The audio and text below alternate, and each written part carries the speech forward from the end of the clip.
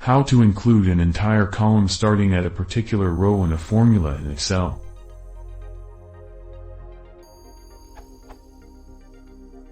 I am looking to do summary statistics on a column of varying lengths.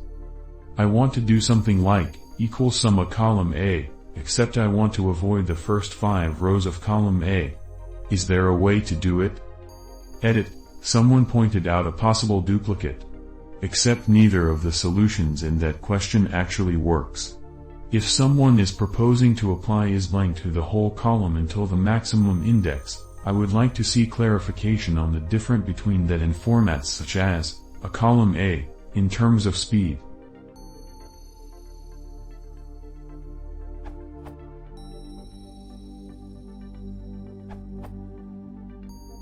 You can use either offset, either indirect to refer the custom range. Offset A5, 0, 0, rows of column A, row A5 plus 1. Indirect A5 column A and amp, rows of column A. Both result in a range from A5 to the bottom of the column.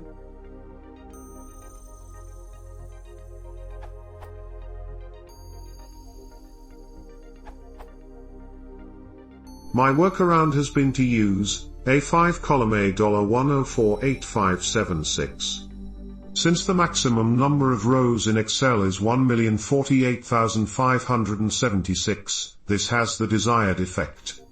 The dollar is so placed to ensure the array doesn't break if I copy the formula to the next cell down.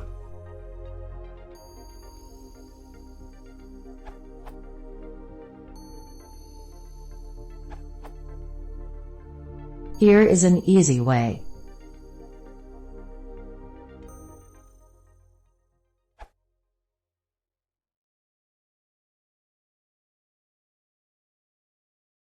If you want to support the channel, please consider subscribing.